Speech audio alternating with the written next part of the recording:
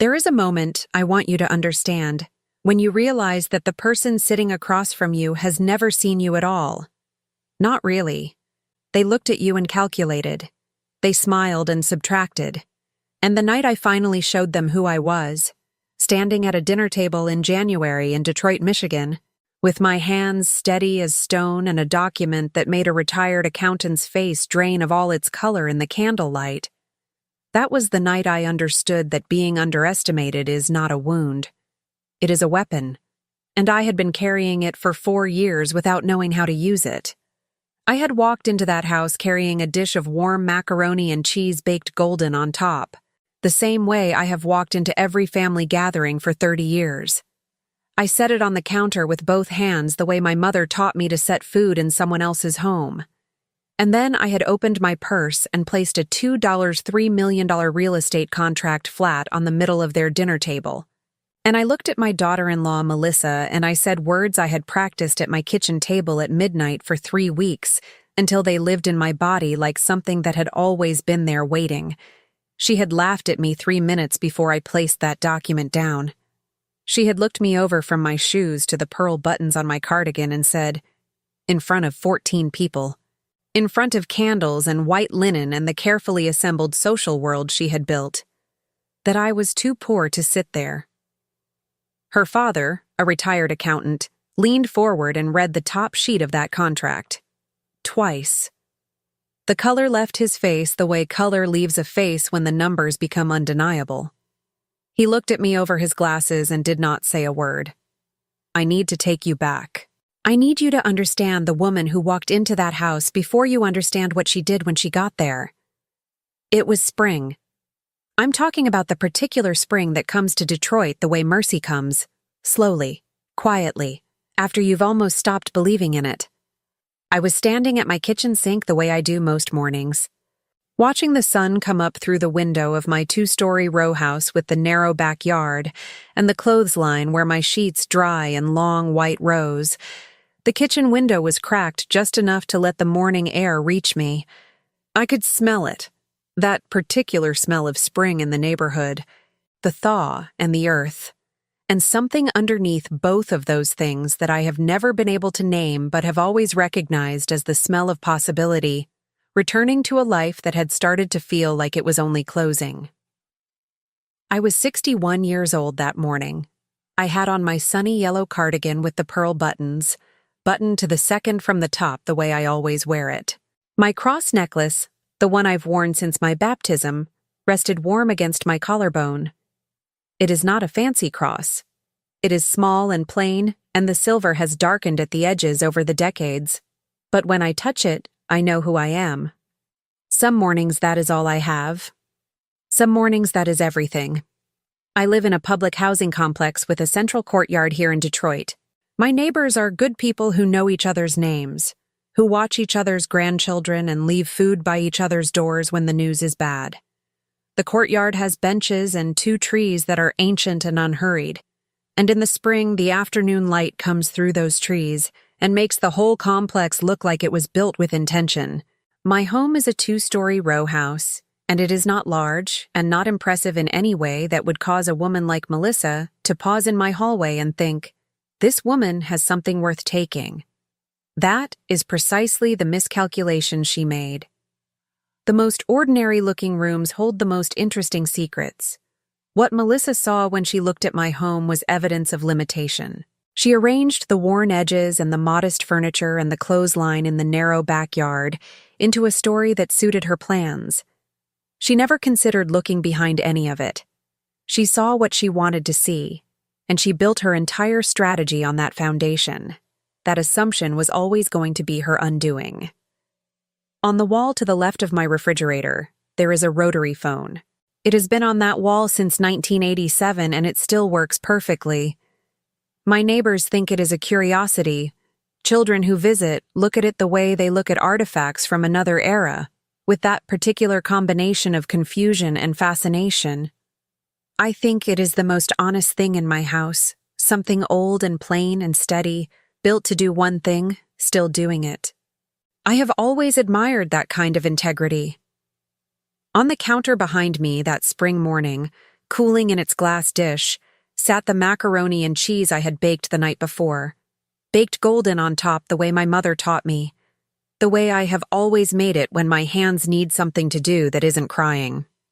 I had cooked it at 11:30 at night. That tells you something about the state I was in. And in the back of my hall closet, tucked inside the lining of my winter coat where no one had thought to look, was a manila folder that held a $3 million real estate contract. 4 inherited properties, quietly appreciating for 2 decades. My wealth? My fortune. Nobody in my family knew it existed. If you know a woman right now who is being talked over, pushed to the edges, made to feel like her best years are already behind her, share this story with her before you keep watching. She needs to hear what comes next. Melissa didn't know about that folder. She was about to find out in the worst way possible. But first, let me tell you how it all started, and how quietly and how carefully someone who called herself family had spent 4 years trying to take everything I had. I want to be precise about when it started, but that is the one thing I cannot be. That is the honest answer, and I think it matters that I give you the honest answer, because one of the cruelest things about what happened to me is how it made precision impossible. When your family begins to move you toward the edges, there is no single Tuesday you can point to and say, "That is the day everything changed." Instead, you find yourself looking back across 4 years at 100 small moments and seeing a pattern you refused to recognize when you were standing inside it.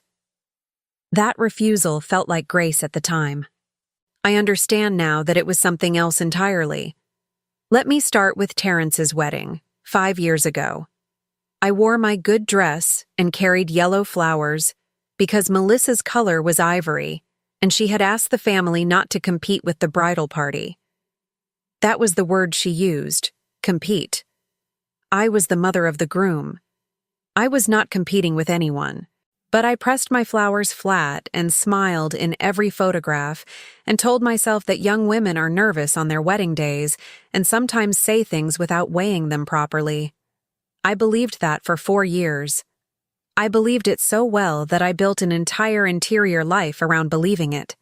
Because resignation will do that to you. It dresses itself up as grace, as patience, as the quiet dignity of a woman who has seen enough of life to know which battles are worth fighting.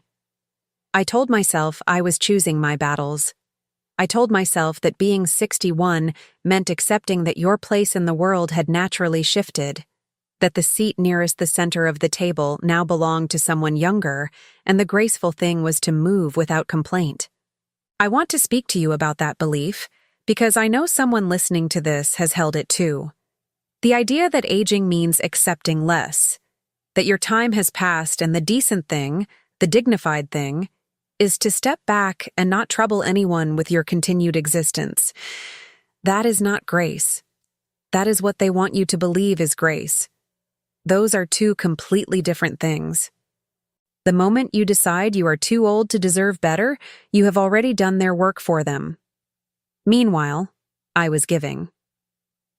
Because that is what you do when resignation has settled into you like weather. You compensate for your guilt at existing by making yourself useful, by offering what you have so that your presence becomes justifiable.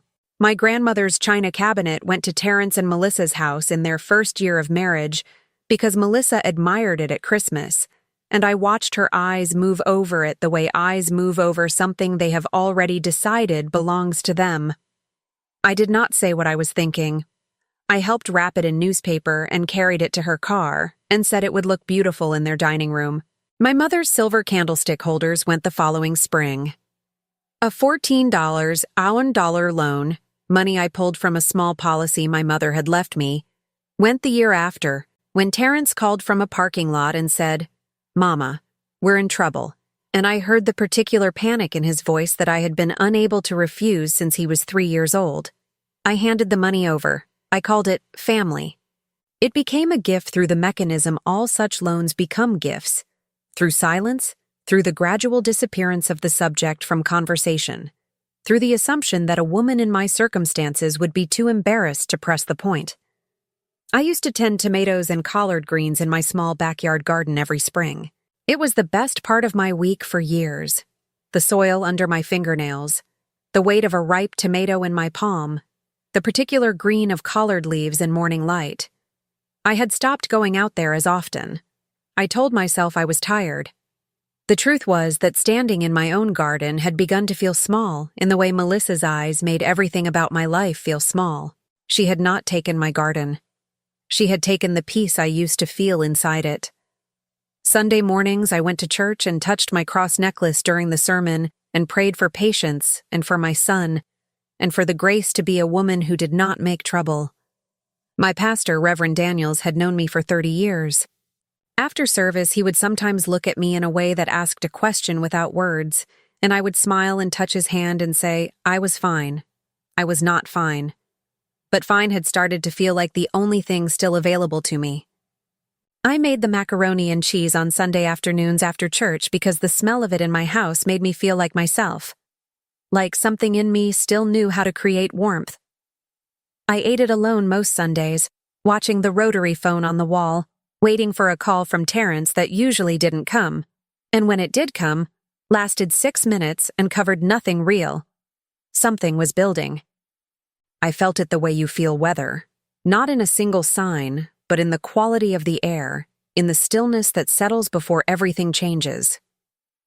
The night everything broke open was a Thursday in November, November 9th.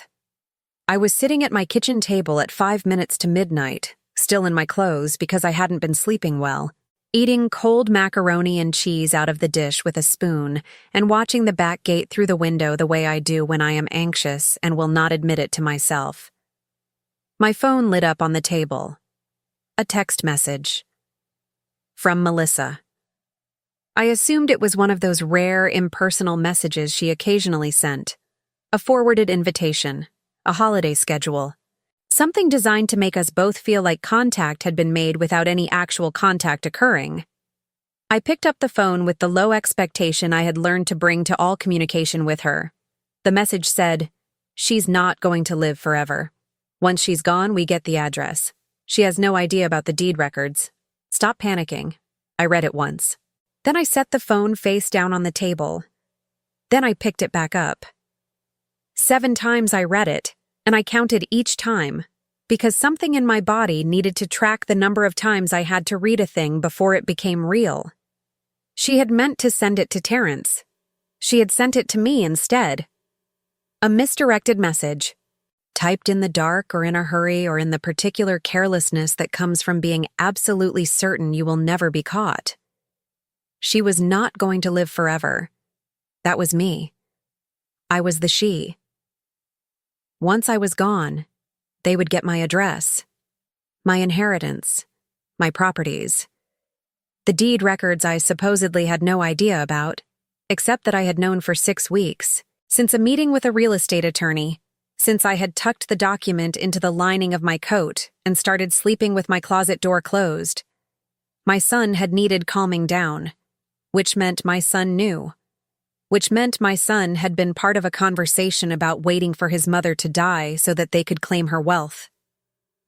I sat with that for a moment. I let it travel all the way through me. Then I walked to the windowsill, and I picked up the clay pot. You need to understand what that pot was. Terrence had made it in 3rd grade when he was 8 years old. It was small and lopsided, and he had painted it orange and pressed his thumbprint into the bottom before it dried. I had kept it on my windowsill for 28 years. I had moved it carefully every time I cleaned.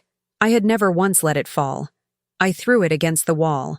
The rotary phone shook from the impact. I heard the faint ghost of its bell. Not quite a ring, just a tremor, like something old and faithful registering the shock of what had just happened in this kitchen. The pot broke into 4 pieces. I sat down on the floor next to them in my sunny yellow cardigan, and I cried the way you cry when you have been right about something you desperately wanted to be wrong about. My cross necklace pressed cold against my sternum because I was folded forward over my knees, and I held it in my fingers, and I sat there until the sound of my own crying frightened me into silence. If you are someone who has ever discovered that the people who call you family have been calculating the value of your death, whatever you feel in that moment is the right thing to feel. Grief is right. Rage is right. The floor is a reasonable place to sit. You are not too old to fall apart, but you get back up. The pieces of that clay pot stayed on my floor for 3 days. I needed to see them when I walked in each morning, because I needed the reminder that something had broken, and I was the one who had decided it would not be put back together. The full scope of the betrayal assembled itself over those 3 days, like a map completing itself. The china cabinet, the candlestick holders, the $14,000, the years of careful displacement. The way I had been carved out of the center of my own family so slowly, so methodically, that I had begun doing their work myself, stepping back before I was pushed, apologizing for existing, convincing myself that the narrowing of my world was simply what happened to women my age. It had not narrowed naturally. It had been cut down, deliberately. They were waiting for me to die. I was not going to cooperate. There is a tendency, when you discover something this large, to want to act on everything at once. To call your son and scream. To call your pastor and cry. To call every person who had been in that family circle and let the truth out in one enormous, uncontrolled release. I understand that impulse completely. I had felt it in full, sitting on my kitchen floor at midnight. But doing everything immediately would have made me feel better for 15 minutes and worse for the rest of my life. I needed someone who had seen this before and was not afraid to call it by its right name. There was a pale blue card in my junk drawer. It had been slipped under my door sometime in the previous winter, and I had taken it inside with the vague intention of throwing it away later. The name on it was Doris Grant, Senior Advocate and Community Liaison, with a phone number for an organization called Detroit Senior Pathways. I found it on a Saturday morning while looking for a rubber band. I set it on the counter next to my coffee. I looked at it for 45 minutes before I picked up the phone. That rotary phone on my kitchen wall, the one that still works, the one that had shuddered when I threw that clay pot. I lifted the receiver and I dialed Doris Grant's number on a Saturday morning, and when she answered, I said, "I think my family is trying to take everything I have while they wait for me to die." I said it exactly like that. No softening, no preamble, no apology for calling on a weekend. She said, "Tell me everything. I'm listening." I talked for over an hour. I told her about Terrence and Melissa and 4 years of displacement. I told her about the china cabinet and the candlestick holders and the $14,000 that became a gift through silence. I told her about the text message and the deed records and my son who needed calming down. I told her about the clay pot on my floor and my cross necklace cold against my collarbone at midnight. She listened the way a person listens when they have heard this story 100 times and know exactly what kind of story it is. When I finished, she said, "What you're describing has a name. What Melissa has been doing to isolate you from your family, and what the people around you have been allowing, that's called elder abuse through financial manipulation and social isolation. The people in your family who helped her marginalize you, who stayed quiet, who looked the other way, who passed information between rooms and carried her narrative to people who should have known better. Those are called flying monkeys. That is a clinical term. They are not neutral. They are not innocent bystanders who simply failed to speak. They actively participated in what was done to you, and they are as dangerous as she is. Flying monkeys." I turned that phrase over slowly. I had felt them for years. In the cousins who stopped texting. In Terrence's Aunt Margaret, whose hugs had gone formal and brief. In the friends who had once been warm and were now strangely careful around me. As if someone had circulated a memo about how to treat Helen, and they had all read it and taken it seriously. Melissa had been managing a story about me. She had been telling it, carefully and consistently, to everyone in that circle for 4 years. She had decided who I was before I walked into a room and arranged the room around that decision. I had assumed I was simply becoming invisible the way women my age sometimes do in a world that trades in youth. It was not natural. It was engineered. Doris told me that my situation involved recoverable assets, and that the text message constituted documented evidence of financial predation. She told me she worked with attorneys regularly. She also said something I need you to hear, whoever you are right now. She told me that women like me wait too long because we have been trained to believe that asking for help is a form of defeat. It is not defeat. It is strategy. I told Doris I had a manila folder in my coat lining. She was quiet for a moment. Then she said, "Helen, what is in that folder?" "My wealth," I said. "They just don't know that yet." The first thing Doris told me was to stop explaining myself to people who were not asking honest questions. That sounds simple. It was not simple. I had been explaining myself for 4 years, performing availability and reasonableness and willingness to be accommodated, showing up to gatherings where I was unwelcome and bringing food that was eaten without comment, and staying quiet about the candlestick holders and the $14,000. Because I believed that pressing the point would make me smaller.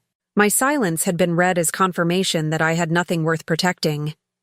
The second thing she did was help me write letters, not emails, not text messages.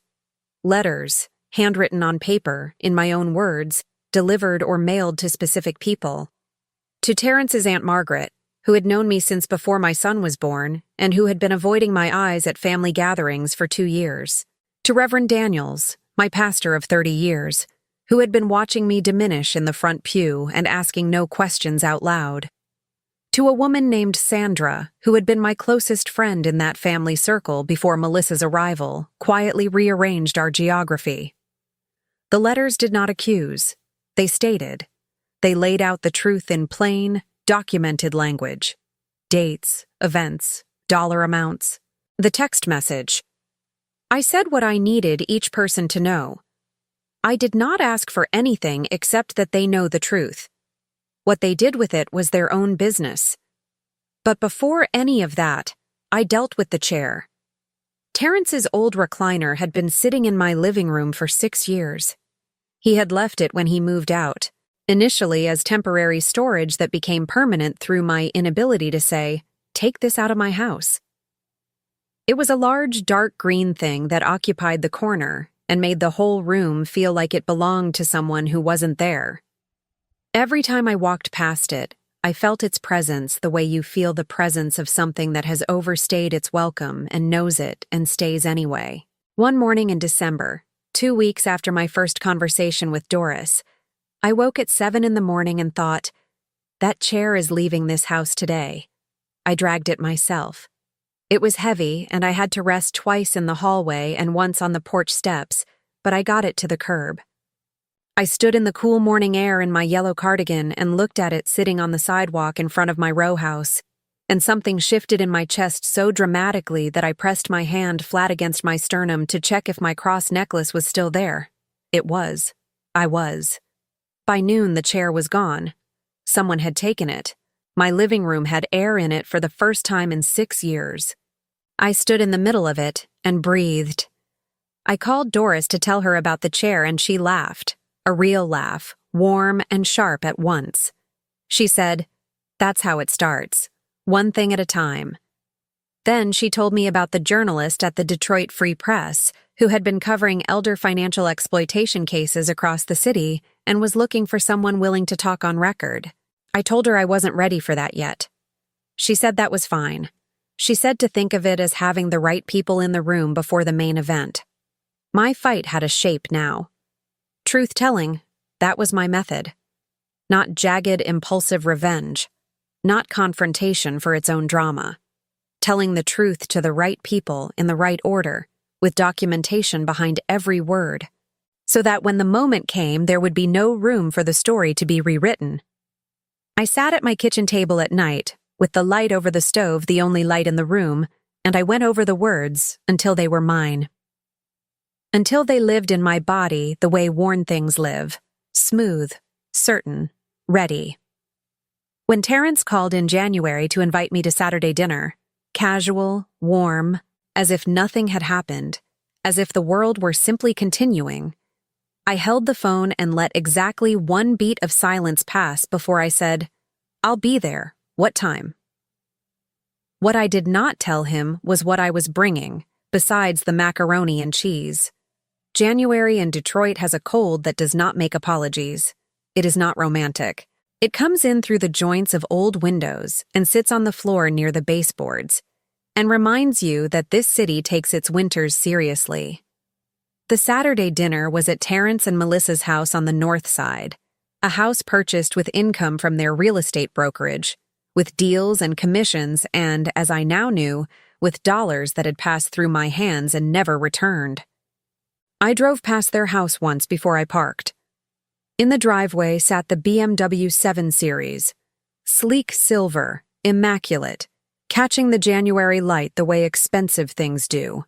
Not reflective so much as deliberate, as if the light itself had agreed to cooperate. I had seen it before. I knew what it was. Melissa had purchased it 8 months earlier, and Terrence had mentioned it with a particular pride. The kind that belongs to people who believe the objects they are proud of were earned through their own work alone. I had thought about that car in the weeks since the text message. I had thought about what it represented. The profit from a business built partly on silence, on my silence, on the silence of a woman who had been told her season was over. I sat in my car with my hands in my lap and felt something I had not expected. Not rage, not the burning kind. Something closer to clarity. The sensation of everything that had been murky for 4 years going still and perfectly transparent all at once. I could see the full shape of it, the displacement, the china cabinet and the candlestick holders, the $14,000, the text message at 11:47 p.m. The man who had called from a parking lot saying, "Mama, we're in trouble," who I had helped with money pulled from my mother's insurance policy. I could see all of it, and I could see exactly where it ended. I opened my purse. The manila folder was there. Still there. I had spoken to Doris twice in the week before the dinner. She had confirmed that Aunt Margaret had received and read her letter. Reverend Daniels had spoken privately with his wife, Gloria, a woman I had known at Sunday service for 15 years. Gloria had said she wanted to be present at that dinner if one was happening. I had called her myself the previous Sunday after service and told her plainly what was going to happen and that her presence mattered. She had squeezed both my hands and said, "I'll be there. I'll have my phone." Inside the house, Melissa had set a beautiful table for 14 people. White linen, candles, the kind of presentation that announces that the people who live here do things correctly. I counted the place settings when I arrived. I noted where Gloria was seated. I noted Aunt Margaret by the window. I noted 3 of Terrence's cousins who had drifted away from me over the years, and Melissa's parents and her sister, who had always been a secondary amplifier of whatever narrative Melissa was running. Everything was in its place. I set the dish of macaroni and cheese, still warm, wrapped in a kitchen towel, on the counter when I came in. I had not yet reached into my purse. I wanted to wait for the moment that would allow the weight of what I was about to do to land with its full force. You only get to be underestimated once. You only get to use it once. I was not going to rush. The trap was set. The people who needed to be in that room were in that room. The documentation was in my purse. The truth had already been quietly distributed to the people who needed to receive it before this evening, who were now waiting alongside me for the thing that was about to become impossible to dismiss. Melissa opened the door when I knocked and looked me over. From my shoes to my cardigan to the pearl buttons at my collarbone. Something moved behind her eyes, the familiar flicker of the calculation I had been watching for years. She was deciding how to perform warmth while feeling contempt. She had been practicing that performance for 4 years and had apparently forgotten that I had been watching it just as carefully as she had been giving it. She had one more thing to say before everything changed. We were all seated. The candles were lit. Melissa's mother had brought a salad. Terrence was at the head of the table performing warmth and normalcy with the ease of someone who believed the evening was already decided. I had been placed, as I noted immediately, at the far end of the table, near the door, the seat closest to the exit, the seat you give to someone who might leave early, the seat that communicates without saying a word. You are peripheral here. They had not changed the seating. They had not considered that they should. I was watching the room the way I had not allowed myself to watch rooms for years. I watched Aunt Margaret's eyes find mine briefly before she looked down at her water glass. I watched Gloria Daniels's hand rest near her phone. I watched Terrence laugh at something his cousin said, comfortable and unguarded, completely certain of how this evening would go. Then Melissa looked at me from the far end of the table. She had been drinking wine. She had the particular looseness of someone who has decided that all risk has been managed, and what remains is pleasantry. She said it to the room, not to me specifically, but to the whole assembled table, the way you deliver a line you want people to find funny. You're too poor to sit here. And she laughed. I watched that laugh move through the room. I felt nothing shrink inside me the way it once would have. None of the familiar collapse, none of the old instinct to make myself smaller in response.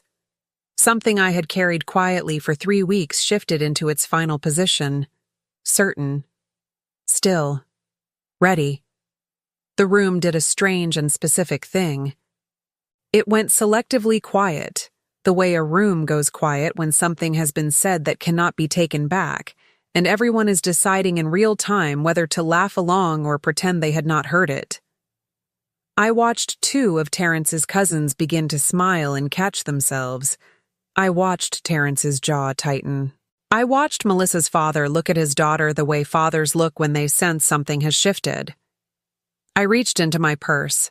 I placed the $2-3 million real estate contract flat on the dinner table. Not slammed. Placed. Flat. Clean, the top sheet facing the center of the table where Melissa's father sat 2 chairs to her right, his professional eye already moving toward the document the way a man with 30 years in accounting cannot help himself. I let the silence do its work for 3 full seconds. Then I said, "Then let me find a seat that suits my tax bracket." Melissa's father leaned forward. I watched the color leave his face as the numbers on that page refused to be anything other than what they were. He read it twice. Then he looked up at me over his glasses and did not speak. I looked at Melissa, not at Terrence, not at the table. At her. You have been telling this family a story about me for 4 years.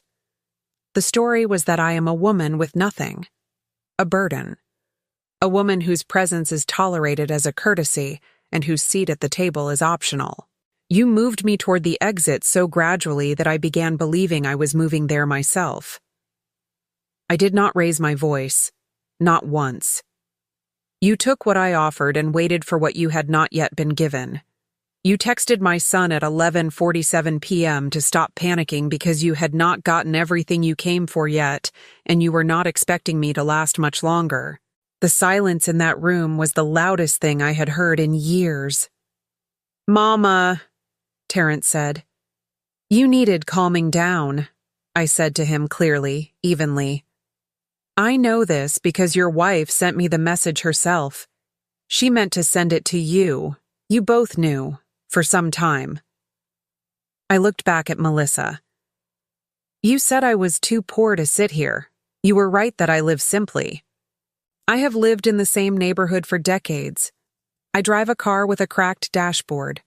I keep a rotary phone on my kitchen wall. But you were wrong about my net worth, about my knowledge of my own inheritance, and about my willingness to disappear quietly so that you could collect what you came for." I paused. I have already spoken to a real estate attorney. I have already documented the financial manipulation.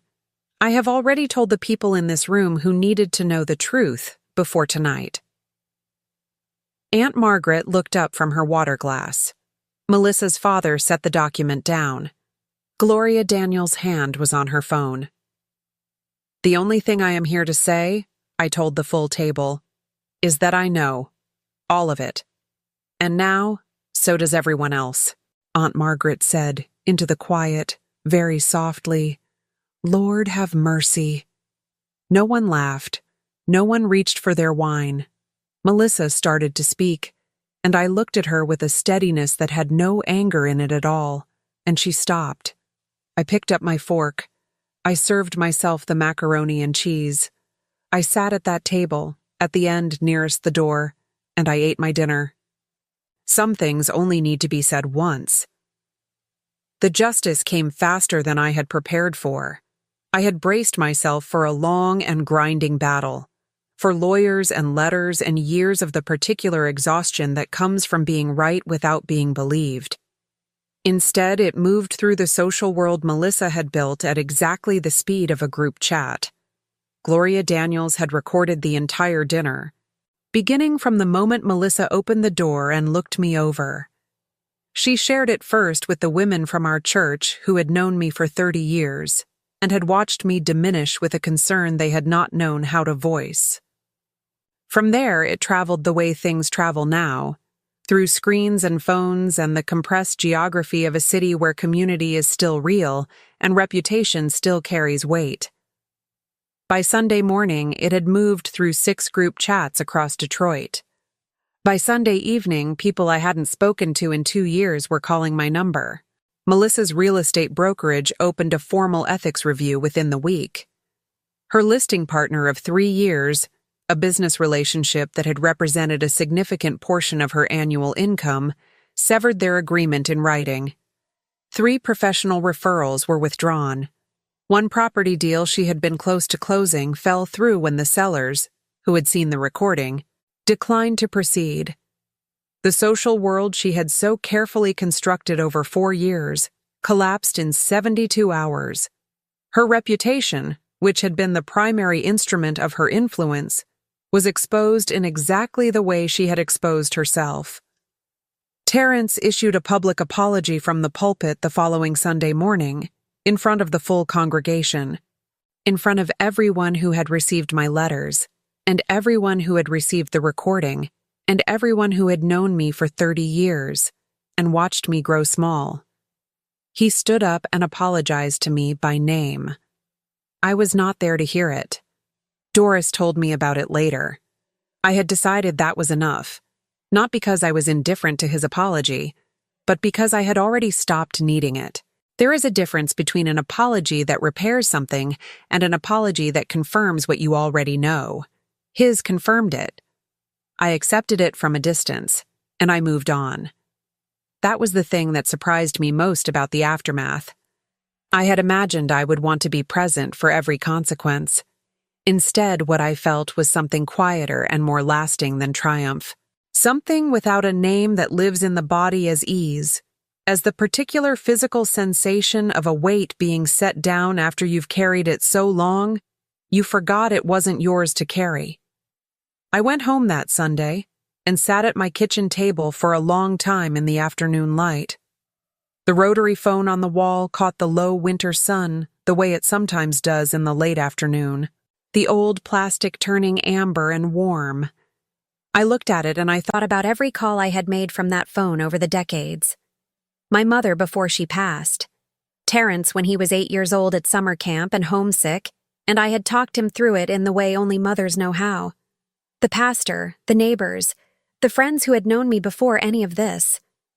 That phone had been on my wall for nearly 40 years, and it had never been anything except what it was, old and plain and still working. I thought, that is what I am. I have always been exactly what I am. They told a different story about me for a while, and I was foolish enough to listen. I touched the phone lightly with my fingertips. Not grief, not anger, gratitude. Doris helped me through the formal documentation of my assets, the consultation regarding the loan and the heirlooms. The china cabinet came back. The candlestick holders are still in process. I am not in a hurry, because urgency was always their tool, and I am finished operating on anyone else's timeline. I moved to a senior community on the east side of Detroit in the first week of February. East Side Gardens. And the name is not ironic. There is a real courtyard with real sun from 9 to noon, and in the mornings the coffee is communal, and the women around the table have stories that would take years to fully tell. I have a garden plot. I planted collard greens in the first week. They are doing beautifully. My room is small and full of light, and contains nothing that doesn't belong to me. No dark green recliner claiming space in my corner. No coat with a secret folded into its lining because I didn't trust the people around me. No weight anywhere that isn't mine. Doris came to see me 2 weeks after I moved in, on a Tuesday afternoon. We sat in the courtyard with coffee, and she asked me how I felt. I thought about it honestly before I answered. I said, like someone who finally lives somewhere that fits her. She smiled. She said, "That's the beginning." I believed her completely. It is spring again now. The windows are open. The morning air comes through the window of my place at Eastside Gardens the same way it came through the window of my row house. Slowly, gently, with that smell of things beginning again. My collard greens are 3 inches tall in my garden plot. The tomatoes I planted 2 weeks ago are just beginning to push through the soil. And there is something in watching that, something small and green choosing to grow, that feels like the best possible use of a morning. I stand at my window in my sunny yellow cardigan with the pearl buttons, and I touch my cross necklace, and I feel, for the first time in a long time, that the stillness I am standing inside belongs to me. It was not given. It cannot be taken. Let me tell you what I know now that I did not know when this began. It was never just Melissa.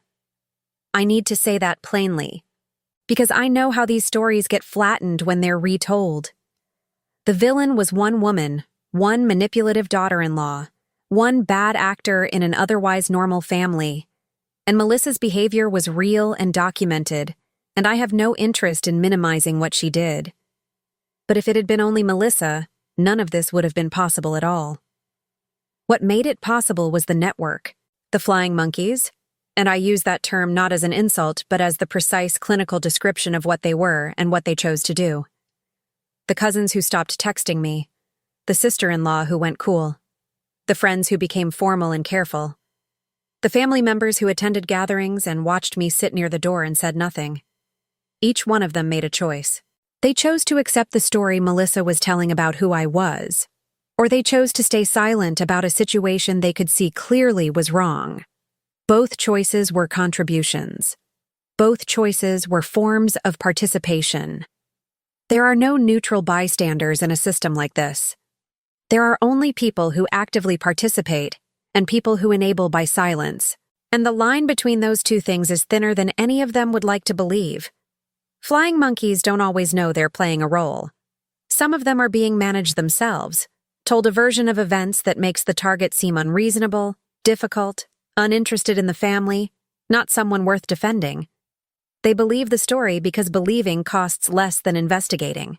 Investigating would require them to risk something, a relationship, a social position, a comfortable version of themselves as a good person. Believing requires nothing except the willingness to look away. But that comfort always has a cost. Not theirs. Yours. While they are comfortable with the story they've been given, you are sitting at a kitchen table at midnight reading a message 7 times in the dark. What I need you to take from what I have told you today is this. When you find yourself being pushed to the edges of your own life, ask who benefits from your silence. Ask who is building the story about you and to whom, and what that story makes possible. Ask who is carrying messages between rooms. Ask who laughed when they shouldn't have. Name them, not for revenge, but for clarity. Understanding the role of every person who participated in what happened to you is how you stop blaming yourself for all of it. And please, stop telling yourself that you are too old to matter, that your season has passed, that the dignified thing is to step back and make room and not cause trouble. Your wealth, your dignity, your history, your properties, your time, your inheritance, your right to every seat at every table. Those belong to you at 61 the same way they belong to you at 31. Nobody gets to accelerate that timeline. Nobody gets to decide you are expendable while you are still here. Here is what the research confirms, And I want you to sit with these numbers. Global studies estimate that 142 million seniors suffer abuse worldwide.